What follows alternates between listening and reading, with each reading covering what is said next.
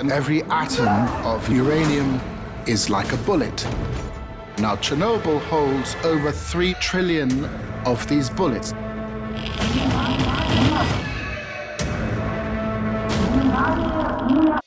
क्या आपको पता है इंडिया का एक ऐसा न्यूक्लियर रिलेटेड डिजास्टर जिसके बारे में ना न्यूज बताती है ना टेक्स्ट बुक्स। झारखंड के जडुगुड़ा यूरेनियम माइंस में लोग सिर्फ मर नहीं रहे, वो धीरे धीरे रेडियो एक्टिव जहर से घुल रहे हैं। और ये सब हो रहा है गवर्नमेंट के डेवलपमेंट के नाम पे।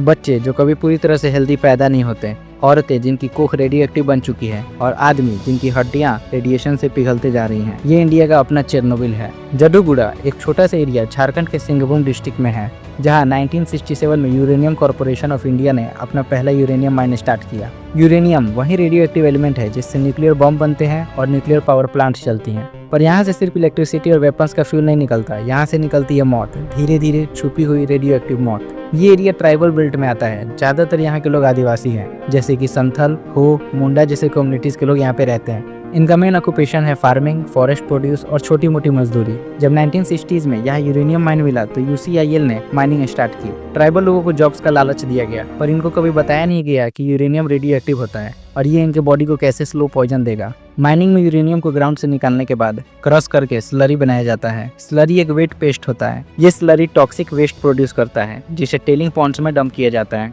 लेकिन जडुगुड़ा में प्रॉब्लम ये है कि यहाँ पर टेलिंग पॉन्ड्स पुअरली कंस्ट्रक्टेड थे, ना प्रॉपर लाइनिंग थी ना सेफ्टी, जिसका रिजल्ट ये हुआ कि रेडियो एक्टिव स्लरी सीप होती गई जमीन में और वहाँ के पानी, मिट्टी और फूड चेन को पॉइजन करती गई। आदिवासी को skin disease, deformities, infertility, miscarriages, cancer तक होने लगे। बच्चों के हाथ पैर टेढ़े, आंखों में विजन लॉस और कई लोगों की तो जनरेशन अफेक्ट हो गई। एक स्टडी ने दिखाया कि जडुगुड़ा के आसपास के गाँव में कैंसर रेट नेशनल एवरेज से 4 गुना ज्यादा था। दूसरी स्टडी में ये बताया गया कि 30% प्रेगनेंसीज मिसकैरेज में कन्वर्ट हो रही थी। UCIL और DAE department of atomic energy बार बार कहते रहे कि सब सेफ है। DAE इंडिया का एटॉमिक एनर्जी डिपार्टमेंट है जो कि न्यूक्लियर साइंस प्रोजेक्ट्स को कंट्रोल करता है। पर जब रिसर्चर्स, NGOs और जर्नलिस्ट आ गए, उन्होंने कुछ और ही देखा। डॉक्टर्स ने बोला कि रेडिएशन एक्सपोजर बहुत बढ़ गया है। लोकल्स ने भी बोला कि हाँ, लोग मर रहे हैं। और UCIL ने क्या किया, जो लोग प्रोटेस्ट करते हैं उनको नौकरी से निकाल दिया गया। जर्नलिस्ट को एरिया में एंट्री से रोका गया। लेकिन यहाँ पर गवर्नमेंट ने ये बोला कि no confirm cases of radiation illness. 2004 में सुप्रीम कोर्ट ने बोला था कि UCIL रेडिएशन सेफ्टी नॉर्म्स को वायलेट कर रहा है, लेकिन फिर भी माइनिंग बंद नहीं हुई। Indian doctors for piece and development, IDPD, German NGOs और हिरोशिमा की एंटी न्यूक्लियर टीम्स ने वहाँ रिसर्च किया। रेडिएशन लेवल वहाँ पर एबनॉर्मली बहुत हाई था, पर UCIL ने बोला कि our equipment shows no danger. International bodies के हिसाब से ये जो इक्विपमेंट यूज कर रहे थे वो सब आउटडेटेड थे। फिर भी माइनिंग चालू रही और लोग मरते रहे। यहाँ पर ये रेडिएशन इसलिए इतना खतरनाक है क्योंकि एक बार जो कॉन्टेमिनेशन हुआ वो हजारों साल तक अफेक्ट करता है। मिलिए लक्ष्मी देवी से, एक आदिवासी औरत जिसके 3 बच्चे रेडिएशन से डिफॉर्म पैदा हुए। मोहन मुंडा, एक फॉर्मर वर्कर जो कैंसर से स्ट्रगल कर रहे हैं। इन लोगों ने ना सिर्फ अपना हेल्थ पर अपनी जनरेशन भी खो दी।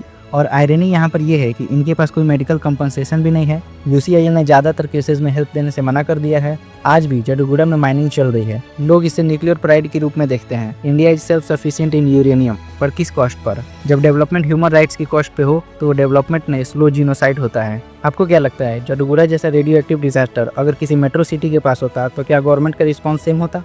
क्या सिर्फ इसीलिए क्योंकि ये आदिवासी एरिया है इसे इग्नोर किया गया? इस पर आपका थॉट्स नीचे कमेंट्स में जरूर बताइए। और इस वीडियो में मैंने जो कुछ भी बोला है वो सब रिसर्च पेपर, रिपोर्ट्स, कोर्ट से आए हुए जजमेंट्स को पढ़ने के बाद बताया है, और ये सब मैंने डिस्क्रिप्शन में दे दिया है। आप उसे खुद से पढ़ सकते हैं और बेटर अंडरस्टैंडिंग के लिए। और ये रहा आज का सवाल, इसका जवाब आप कमेंट बॉक्स में दे सकते हैं। जो लोग सही आंसर देंगे उनका कमेंट में अगले वीडियो में दिखाऊंगा और इसके आंसर भी अगले वीडियो में बताऊंगा। और इसी तरह के नॉलेज को यूथ तक पहुंचाने के लिए हमने बनाया एक टेलीग्राम कम्युनिटी, उसका भी लिंक मैंने डिस्क्रिप्शन में दे दिया है, आप उससे जुड़ सकते हैं। आज के लिए इतना ही, मिलते हैं अगले वीडियो में। जय हिंद।